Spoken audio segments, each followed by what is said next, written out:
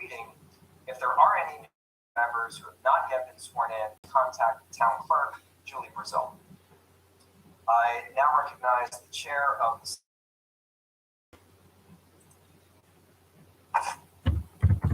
Thank you, Mr. Chair. It is moved that if all business of the meeting is not disposed of consent, when the meeting adjourns, it adjourns to Monday, May 9th, 2022 at 8 p.m. Mr. Fourth be with you and may all of us tonight. Thank you, Ms. Moderator. Thank you, Mr. Diggins. Mr. Diggins, motion. Second. Okay, we have a second. There's hands in Zoom. Are there any objections?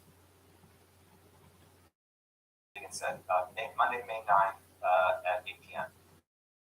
Accidentally skipped one thing in our agenda, which is the Star Spangled Banner. So let's actually circle back to that. Can we bring up the tonight?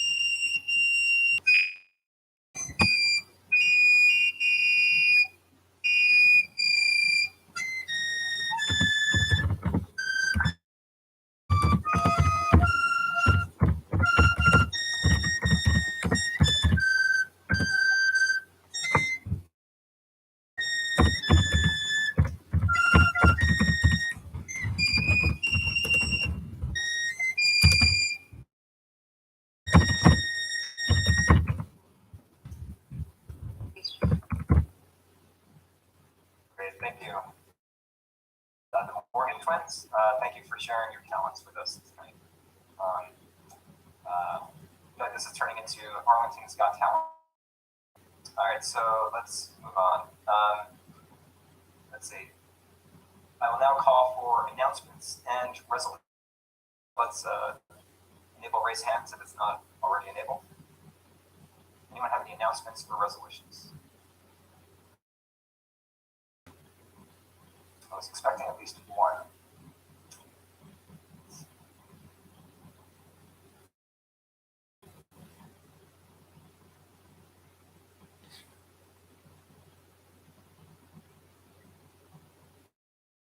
Mr. Wharton has his hand up. Let's allow him to speak.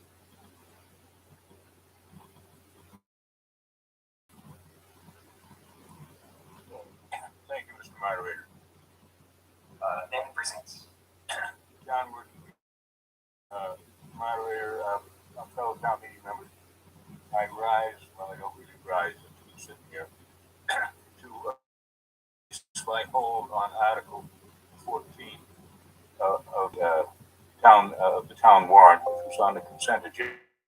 The reasons, very briefly, are this: Article 14 looks for a study of the possibility of insurance aggregation. Andrew Fisher, 6, looking at the millions and millions of dollars we all in Arlington spend on car insurance, and if we could somehow get that together, maybe we could get a better deal. I think that's his theory. Anyway, he filed the article. Happily, he did not get reelected at the town meeting, so when I saw it on the consent agenda, I took it off, not realizing he hadn't been reelected. And then he said, well, I'm not going to go forward with that this year. So then I looked for a way to reverse the action I had taken in his behalf. But he said he will be getting in touch with town meeting members, exploring this rather interesting topic. Thank you. Great, thank you, Mr. Wharton. And so, Mr.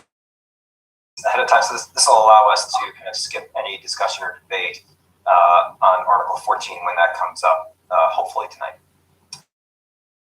Any other announcements or resolutions? Seeing none,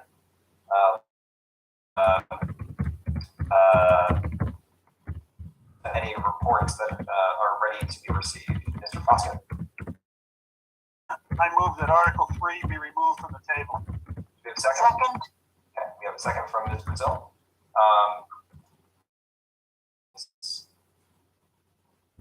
Attend in Zoom if you have an objection. Seeing none, we are now receiving reports. We now have Article 3 before us. Raise hands in Zoom now if you have a ready to be received. Mr. Baraglu.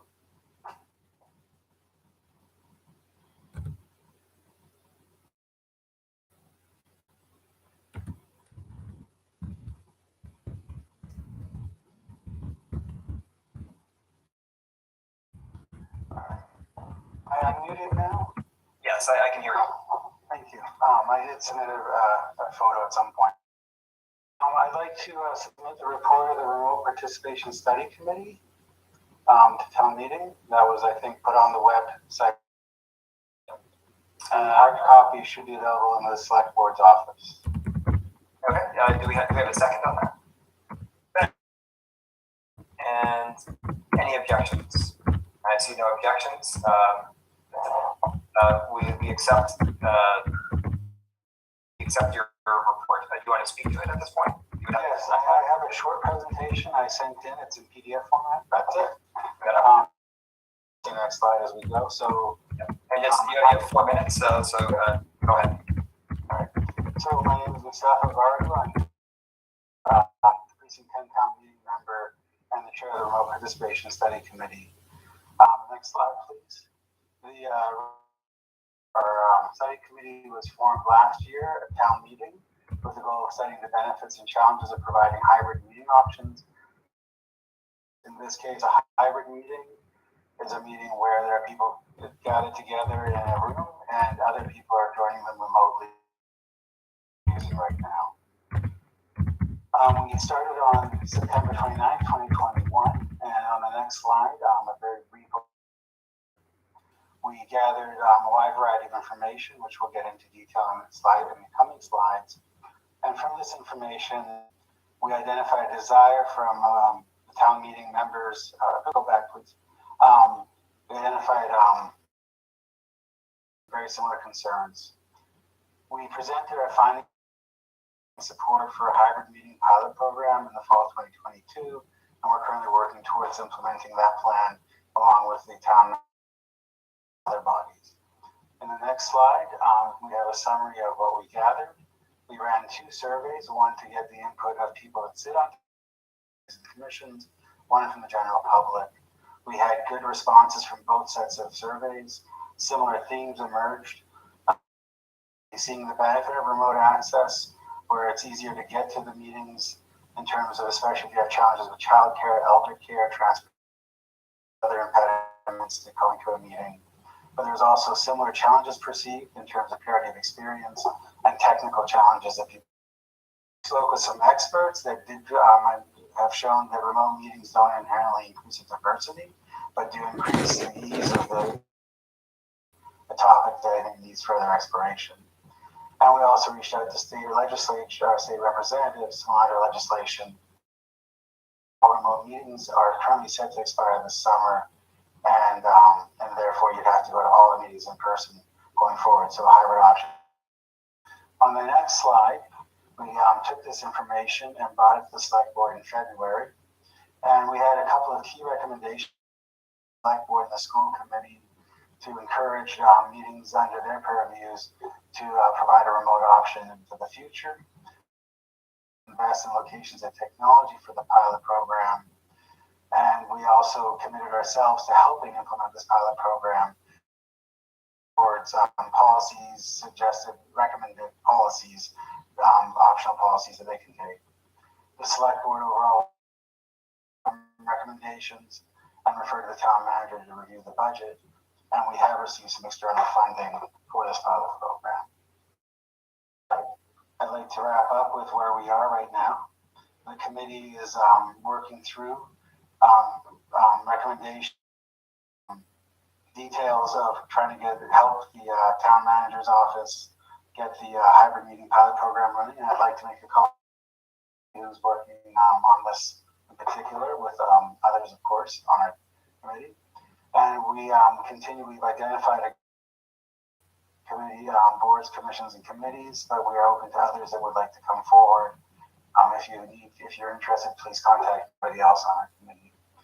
Our goal is to gather information from this pilot, and in particular verify whether there's been equitable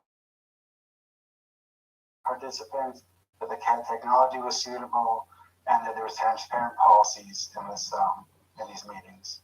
And the results of our final recommendations to the 2023 annual town meeting. With that, I'd like to thank this audience, and I'd also especially focused committee that we've had since September. Thank you again.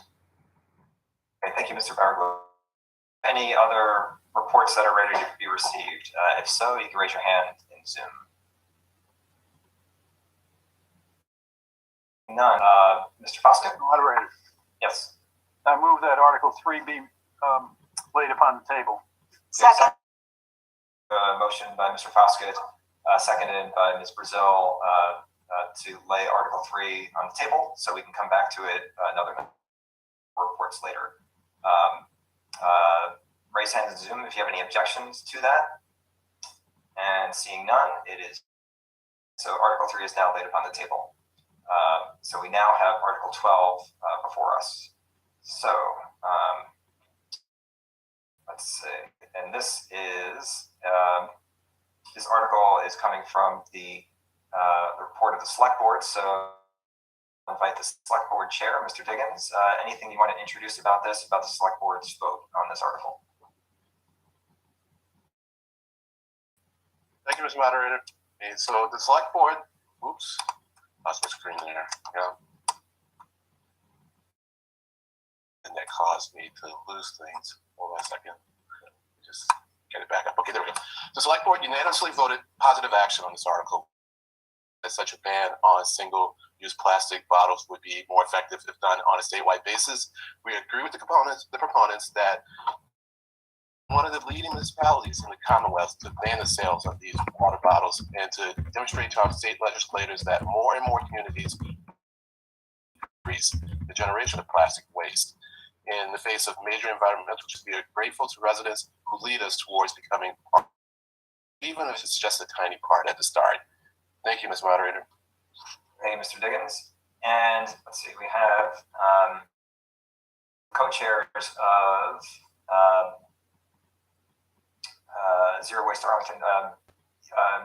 Either of you two will kick this off. Either Ms. Sankalia or Mr. Slotnick. Do you want to speak to the article that you're proponents of? Can we bring both of them on the panel? Yes. Yes. And name and precinct, please. Larry Slotnick, Precinct 7. Good evening, Mr. Moderator. I'd like to say a few words behind Article 12 before I introduce a colleague and a video. The committee I co-chair was established by town meeting more than 2 decades. Committee. In 2019, this body agreed to a name change and an expanded mission, which states participation in all forms of waste reduction to improve health and restore the environment. It had become clear 2017 National Sword Policy was ending their decades-long importation of North America's single-use plastic, and I have air quotes around that word, and our eyes were collectively open to our community's massive scale of plastic waste generation when incineration after passing through the JRM sorting facility. We feel Arlington can be proactive, and we hope that Article 2 discussion about the consumption of single-use plastics in our town and about alternatives to the purchase of bottled water.